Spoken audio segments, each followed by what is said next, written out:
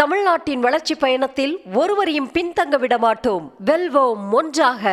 திரைக்கு வர முடியாமல் திணறும் விஜயின் ஜனநாயகன் படத்திற்கு ஆதரவாக காங்கிரஸ் தலைவர் ராகுல் காந்தி குரல் கொடுத்திருப்பது நெருப்பில் நெய் ஊற்றியது போல மாறியுள்ளது. தமிழ்நாட்டு மண்ணில் காலடி எடுத்து வைத்த அடுத்த நொடியே விஜய்க்கு ஆதரவாக பதிவு போட்டு பாஜகவை சேண்டிய ராகுலின் மனக்கணக்கு என்ன என்பது குறித்து விவரிக்கிறது இந்த செய்தி தொகுப்பு.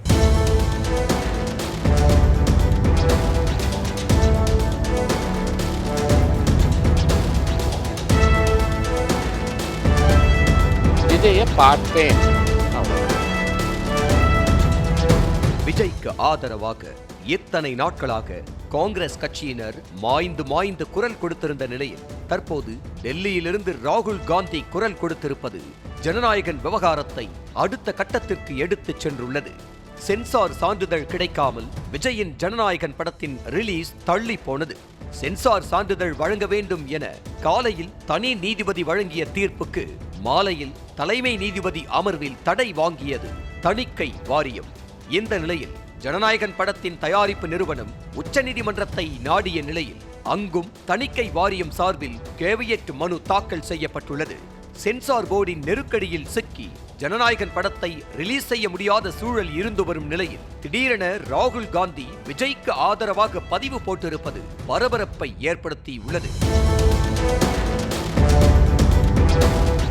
அந்த வகையில் விஜயின் ஜனநாயகன் படத்தை முடக்க மத்திய தகவல் மற்றும் ஒலிபரப்புத்துறை அமைச்சகம் முயற்சி செய்து வருகிறது என குற்றம் சாட்டியிருக்கும் ராகுல் காந்தி ஜனநாயகன் படத்தை முடக்குவது தமிழ் கலாச்சாரத்தின் மீதான தாக்குதல் என கூறியிருக்கிறார். அத்தோடு தமிழர்களின் குரலை முடக்குவதில் பிரதமர் மோடி என்றைக்குமே ஜெயிக்க முடியாது என்றும் ராகுல் காந்தி கொந்தளித்திருக்கிறார். ஜனநாயகன் பட விவகாரத்தில் சென்சார் போர்டு ஆடும் ஆட்டத்தை கண்டிப்பதை தாண்டி விஜயின் படத்தை ஒட்டுமொத்த தமிழர்களின் குரலாக பாவித்து ராகுல் காந்தி போட்ட பதிவு ஆச்சரியத்தை தான் கொடுக்கிறது.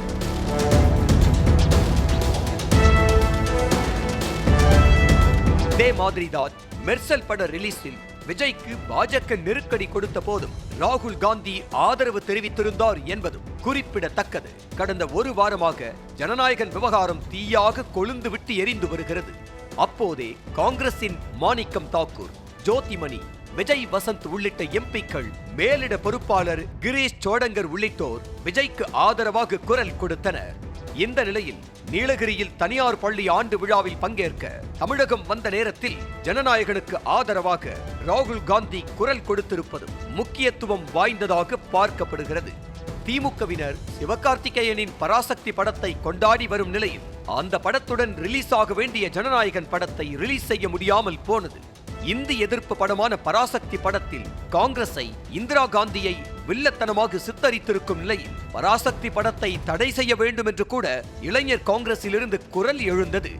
இந்த சூழலில் ஜனநாயகன் படத்தை தூக்கி பிடித்து பாஜகவுக்கு காங்கிரஸ் எரிச்சலை மூட்டுகிறதா என்ற கேள்வி எழுந்திருக்கிறது. தமிழ்நாட்டில் பாஜக மீதான எதிர்ப்பை வலுப்படுத்தும் வகையில் ஜனநாயகன் பட விவகாரத்தை காங்கிரஸ் கையில் எடுத்திருப்பதாக பார்க்கப்பட்டாலும் பின்னணியில் கூட்டணி கணக்குகளும் இருக்கலாம் என்ற சந்தேகம் எழுகிறது. ஏனென்றால் தாவேக்கவுடன் கூட்டணிக்கு செல்லலாம் என காங்கிரசின் ஒரு தரப்பினர் தொடர்ந்து பேசி வரும் நிலையில் அந்த நிலைப்பாட்டுக்கு எதிரான கோஷ்டியும் காங்கிரசின் மூத்த தலைவர்கள் சோனியா காந்தி, மல்லிகார்ஜுன கார்கே ஆகியோர் திமுக கூட்டணியிலேயே நீடிக்கலாம் என கூறி வரும் நிலையில் மல்லிகார்ஜுன கார்கேவுக்கு நெருக்கமான நபராக இருக்கும் தமிழக காங்கிரஸ் கமிட்டி தலைவர் செல்வ பெருந்தகையின் நிலைப்பாடும் அதே மாதிரிதான் இருக்கிறது.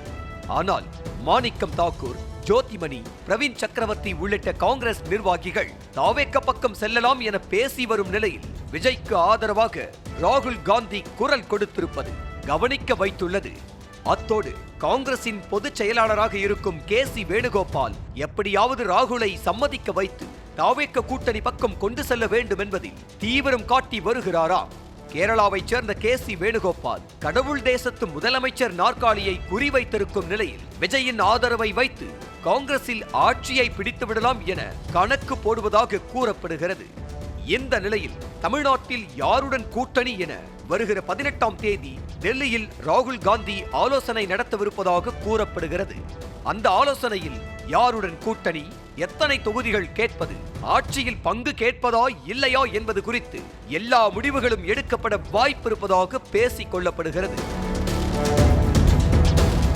கரைப்பார் கரைத்தால் கல்லும் கரையும் என பழமொழி சொல்வார்கள். அதுபோல காங்கிரஸ் திமுக கூட்டணியில் நீடிக்குமா அல்லது தாவேக்க கூட்டணிக்கு செல்லுமா என்பது 18ஆம் தேதிக்கு மேல்தான் தெரிய வரும். தமிழ்நாட்டின் வளர்ச்சி பயணத்தில் ஒருவரையும் பின்தங்க விட மாட்டோம். வெல்வோம் ஒன்றாக.